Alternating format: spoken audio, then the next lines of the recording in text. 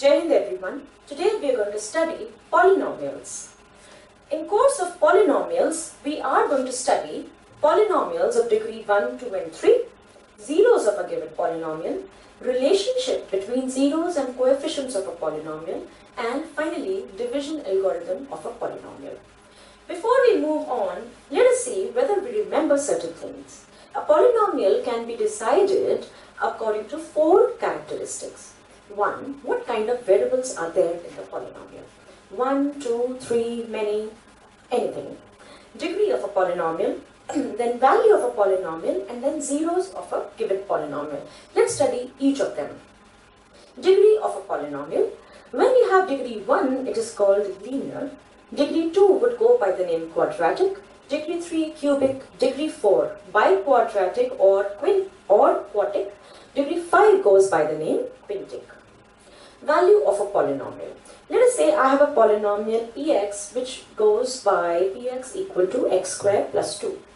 Now what is value of a polynomial? Let's read together. Value of a polynomial. If px is a polynomial in x and if k is any real number, then the value obtained by replacing x by k in px is called value of px at x equal to k. Now what does that mean? Let's see. As an example, let me take a polynomial x squared plus 2 as you can see on the board. Now what value of x should I put in? If I put x equal to minus 4, that is value of the polynomial. Zero of a polynomial. Now a real number k is said to be a zero of the given polynomial if p of k is 0. In short, what value of x do I need to put into a given expression so that finally the answer is 0? For example, look at the example on the board. For a linear polynomial 2x plus 3, if we put 2k plus 3 equal to 0, k is minus 3 by 2. That means x equal to minus 3 by 2 would give me the entire polynomial as 0. So in general, now look at the last point. In general, if k is a 0 of px equal to ax plus b, then k is minus b by a. Now this is something that we need to remember in course of the chapter. Now what's new this time? What's new this time? There are 3 things that we're going to study, children. Geometrical meaning of zeros of a polynomial, relationship between the zeros and the coefficients, and finally division algorithm. Now this division algorithm is quite simplistic in the sense that we've done this before in the previous classes and we're going to do more of application. Let's see. Geometrical meaning of the zeros of a polynomial. Geometrical meaning here would mean involving the graph. Plot the graph of the linear polynomial 2x plus 3. Now this is a very simple procedure. As we all know, we're going to make tables of x and y and we're going to make the graph like this. Remember, because it's a linear polynomial, it's going to give us a straight line. Now can you see in course of this graph, where is this line cutting the x-axis? Or in mathematical terms, where is it intersecting the x-axis? Can you see? It is intersecting the x-axis in the negative side, which is minus 1.5 or minus 3 by 2. So the zero of the polynomial is minus 3 by 2. It is, although this line is intersecting the y-axis also, but we are not concerned with y-axis. Similarly, if you look at a quadratic polynomial, now this is a pretty long polynomial if you see. But nevertheless, we know the procedure, we can solve it and we can make the graph. Now this kind of a U-shaped graph is a very characteristic feature of a quadratic polynomial. It is called a parabola. Look at this. Is it cutting the x-axis or intersecting the x-axis at 2 points? Yes. So the first 0 is minus 1, 0 as you can see, and the second 0 is 4, 0. That is, it is intersecting the x-axis at 2 points, minus 1 and 4. These are the zeros of the polynomial. Now, don't you think this method is quite interesting in the sense that you don't have to actually solve the equations to find the values or the zeros of the polynomial. Just make the graph and see wherever the graph is intersecting the x-axis, that's your 0. Now, special cases in quadratic polynomials.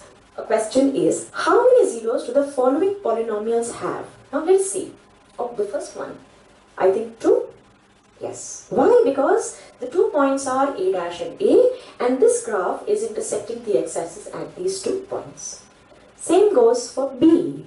Where is it intersecting? See, although it is a polynomial of degree 2, but still it is intersecting at only 1 point, so we shall assume that there is only 1, 0. Same way here, now this parabola, if you see, it is not intersecting the x-axis anywhere, right? So how many zeros? Yes, you got that right, no 0.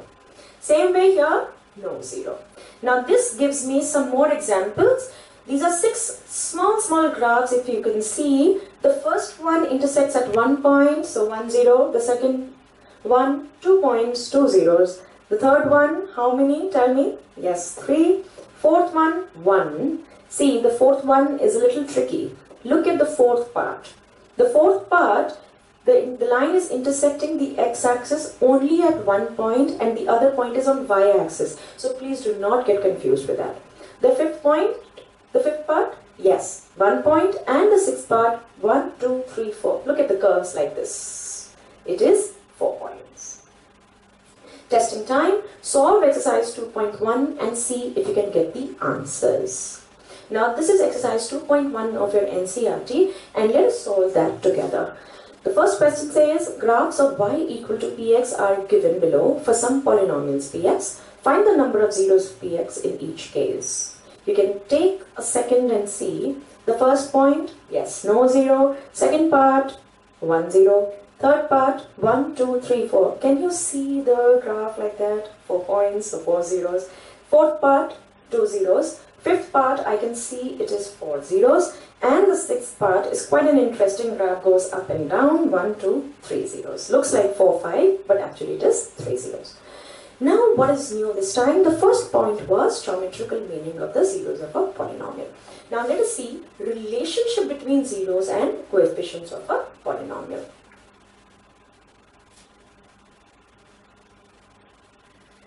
Quadratic functions. This is also known as quadratic functions, sum and product of roots. Before we move further to this topic, let us recall what is the standard form of a quadratic polynomial. Here we are going to confine ourselves to quadratic polynomials, and remember, any standard form of any polynomial goes in descending order of powers. That is, if it's a quadratic polynomial, first power 2, then power 1, and then the constant.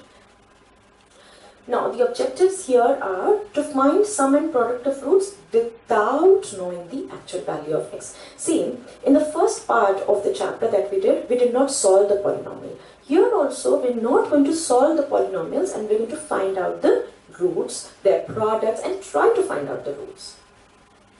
Then, look at this. Given alpha and beta are roots of a quadratic equation. Roots of a quadratic equation, let's emphasize a bit on this. If it is a quadratic polynomial, children, it's bound to have 2 roots or 2 zeros. They might be same, but then there will be 2 different entities altogether.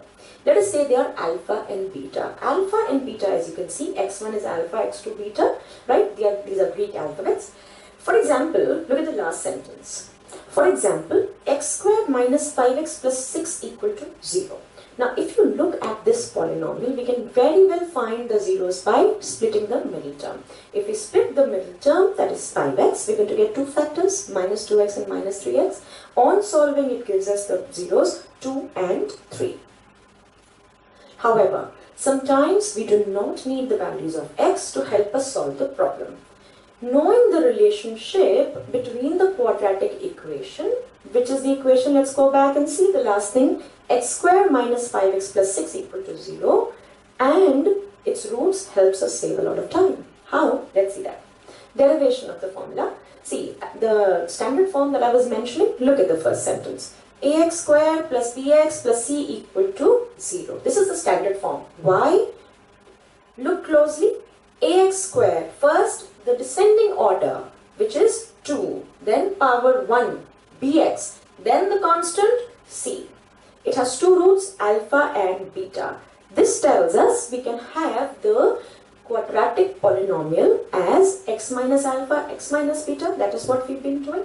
Now once I expand and I expand, that is simply multiply, I get the sum of zeros as minus b by a and the product of zeros as c by a. What is b here? The coefficient of x. What is a here? Coefficient of x square. What is c? The constant term. And mind you, whenever we're going to take them, we're going to take them with their signs, whether plus, whether minus. In other words, ax square plus bx plus c equal to 0 has roots alpha and beta. We can always have x square minus alpha plus beta x plus alpha beta equal to 0. Now this gives us a very important result to remember. Whenever you've got two zeros of a given polynomial, there is no need for you to multiply like we did in the second step. You can always use this concept, x square minus sum of roots into x plus product of roots is equal to 0. Now let us try. Find a quadratic polynomial, sum and product of whose zeros are 3 and 2 respectively. Now the sum is 3, product is 2. This is a very oral question, let's do it in the mind. It's going to be x square minus sum of zeros into x plus product. Sum of zeros is 3, product is 2. This gives us x square minus 3x plus 2. Application, example 1. 2x square plus 6x minus 3 equal to 0. First check. Is it in standard form? Yes. Is it simplified form? Yes. Can we cancel something? No. Then let's move forward. Has roots alpha and beta. Find the value of 1 upon alpha plus 1 upon beta. Now, children, here, this is a pretty simple equation or simple polynomial, so you can always factorize and find out the answers. But if you get a very difficult or a very lengthy calculation, there is no point to actually solve it. That is what we're going to do here. Without finding alpha and beta, we know the value of alpha plus beta and alpha beta, right? What is alpha plus beta? Sum of roots. What is alpha beta? Product of roots. Now compare. Sum of roots is minus b by a. What is b here? 6. What is a? 2. What is c? Minus 3. So minus b by a is going to be minus 6 by 2, which is minus 3.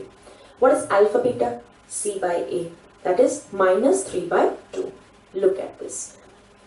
Alpha plus beta is minus 3, alpha beta is minus 3 by 2, and so 1 upon alpha plus 1 upon beta, you don't have to do anything. Just take the LCM and your sum is solved. That means with practice, you can actually solve this kind of a question in less than a minute, I believe. Same way, 2x, same polynomial, 2x square plus 6x minus 3 equal to 0 has roots alpha and beta. Find the value of this. What are you going to do? Yes, you got it right. Multiply and solve. See, we already know sum of roots, product of roots, and expanding, you get the values. Now here, find the value of alpha square plus beta square for a different polynomial. Now in your minds, let's do it orally. There is nothing to write here. Let's do it orally. A is, yes, 1, B, minus 2, C, minus 4. What is going to be alpha plus beta? Quickly. No, it is not minus 2. It's going to be plus 2. Why plus 2? Because it is minus b by a. B is already negative here, so minus b by a is going to be positive. Same way, alpha beta is minus 4. Now we need to find out alpha square plus beta square. Just think about it for a second. Yes, I think you got the trick. Alpha plus beta whole square. See. To find this, we use the algebraic property. Alpha plus beta whole square is alpha square plus 2 alpha beta plus beta square. Rearranging, you get alpha square plus beta square on the left hand side, and the other things, when you put in the values, you get 12. Take a second to see this. Independent practice. 2x square plus 4x minus 1 equal to 0 has roots alpha and beta. Form the equation with roots alpha square and beta square. And remember, x square minus sum of roots into x plus product of roots is equal to 0. So you get, now you're going to find out x square minus alpha square plus beta square into x plus alpha square beta square equal to 0. So basically you need to find the value of alpha square plus beta square.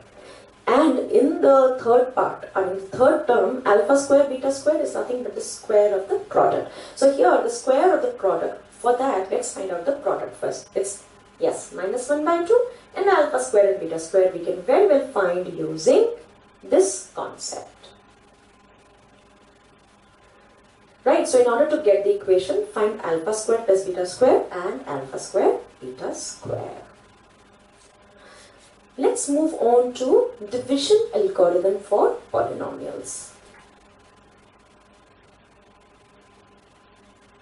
Now this is a pretty interesting exercise that we're going to do. We're going to divide a big polynomial by a small polynomial. I know many of you get scared by it, but then let's try and get away with the scaring thing. Ways to divide a polynomial. The first one is a factor theorem that you must have studied in class 9. Factor theorem, what do we do in factor theorem? We get a big polynomial and we use hit and trial method to find the zero of the polynomial, right? So we get a zero of the polynomial, we form it in the form of equation, then we divide the given polynomial by that zero and factorize to get the zeros, right? Now long division is nothing but a part of the factor theorem only, wherein actual division of two polynomials takes place and we factorize the quotient to get the remaining zeros. Now let's move on to division algorithm. Division algorithm you studied in primary classes. Dividend is equal to, yes, quotient into divisor plus remainder. Example. Divide 2x square plus 3x plus 1 by x plus 2. So you've got 2x square plus 3x plus 1 divided by x plus 2. If you look at this, I'll just move around a bit and tell you. Look at that. You've got 2x square plus 3x plus 1 divided by x plus 2. Look at this. The first term of the divisor, x. What do I need to do to x so that it becomes 2x squared?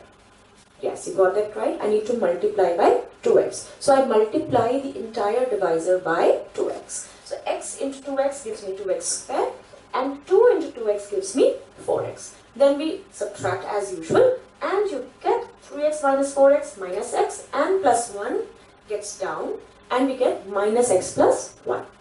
Now what do I need to do to x to make it minus x? Yes, I need to multiply by minus 1. So you get 2x minus 1 as a quotient and when you multiply you get 3 as a remainder. Now this is something that you've already done in class 8 or class 9 also. Tell me, 3 is a remainder here. So can we say x plus 2 is a factor? No, it is not a factor. When will it become a factor? When the remainder is 0. Example 2. Divide the given polynomial and verify the division algorithm. Now take a second and look at the polynomial. 3x squared minus x cubed minus 3x plus 5. Can we divide it like this? You can very well divide like this. But then I always suggest, as a suggestion, always make the divisor and the dividend both. Yes, both should be in descending order. That's a very valid tip that I'm going to give you. See, you get minus x cubed plus 3x squared minus 3x plus 5 in the dividend. And if we put the divisor also in descending order, you get minus x squared plus x minus 1. This will always ensure that errors are reduced to a bare minimum, children. On division, again, we get a remainder as 3. Now, when we have to verify the division algorithm, it takes divisor into quotient plus remainder. That is, what is the divisor? Minus x squared plus x minus 1 into the quotient x minus 2. So that is one term. We'll have to multiply that first and to the answer add 3. That will give you the final answer as the dividend. Please do not get confused as x minus 2 plus 3. No. We'll have to use Bottomless rules here. Now let's come to a very popular question. Find all zeros of the given polynomial. Now this is a pretty long polynomial. What is the degree? Yes, biquadratic or quartic. 2x to the power 4 minus 3x cubed minus 3x squared plus 6x minus 2. If you know that two of the zeros are root 2 and minus 2. Now this question calls for a bit of brainstorming. See, it says find all the zeros of the given polynomial if you know that two of its zeros are this. Root 2. Root 2 is a 0. That means x minus root 2 is surely going to divide my given polynomial. Same way, x minus root 2 is also going to divide my given polynomial. So what is the course of action? I first divide this entire big polynomial by x minus root 2. I get something. Then I divide it by x minus root 2. That is x plus root 2 and I get something. Right? And then I'll see what to do with the other things.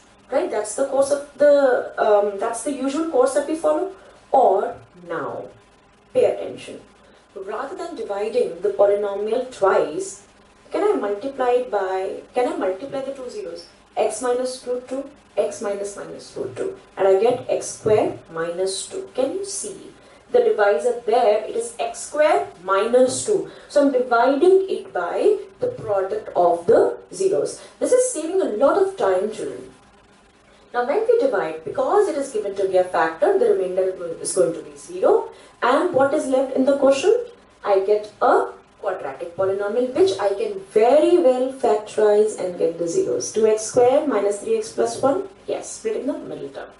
Look at this. So we get the given polynomial as x squared minus 2 into 2x squared minus 3x plus 1, and when we factorize, we get the zeros as x equal to 1 by 2 and x as 1. Therefore, the zeros of the given polynomial are. Now, this is the final step wherein you write all the zeros. Root 2 minus root 2 were already given to you. 1 by 2, that is half, and 1 are the two zeros that we found now. So, this is a pretty important step that you should write all the zeros of the given polynomial. Now, let us try this. Yes, this is interesting. Obtain all other zeros. See, here they are saying all other zeros of the polynomial. Again, it's a biquadratic if two of its zeros are root 5 by 3 and minus root 5 by 3. See, in the previous question, if we go back, it was root 2 and minus root 2. Now here you've got a fraction inside the square root. Hardly matters. You know how to solve that, right? See, solution steps. Let us first find the divisor, which is x squared minus 5 by 3. Now, how did we get x squared minus 5 by 3? Yes, x minus first 0, x minus second 0, x minus root 5 by 3, x plus root 5 by 3. Then we divide the polynomial by the above divisor to get the quotient. Note that the remainder will be 0 in this case. Why? Yes, because it's given that there are two factors and we are dividing by those two factors. Then we factorize the quotient to get the answer, which is x equal to minus 1 and minus 1. See, both the factors are the same. Now remember, when both the factors are the same, one common error that students do is, because the factors are same, so they simply write x equal to minus 1. No, you need to write all the values even though they are same. Right? Now this gives us three things that we have learned this time. Geometrical meaning of the zeros of a polynomial, relationship between the zeros and coefficients of a polynomial. What was that? Yes, sum of zeros is minus b by a, product of zeros is c by a, and division algorithm for polynomials. Right, zeros of a polynomial, we did geometrical representation, then relationship between the zeros and the division algorithm. So children, I hope you studied this chapter and you enjoyed the video, and I would just close on this closing thought. Do not worry about your difficulties in mathematics. Mind you, it was given by Albert Einstein. Do not worry about your difficulties in mathematics. I assure you, mine are still greater. So thank you very much. See you in the next video.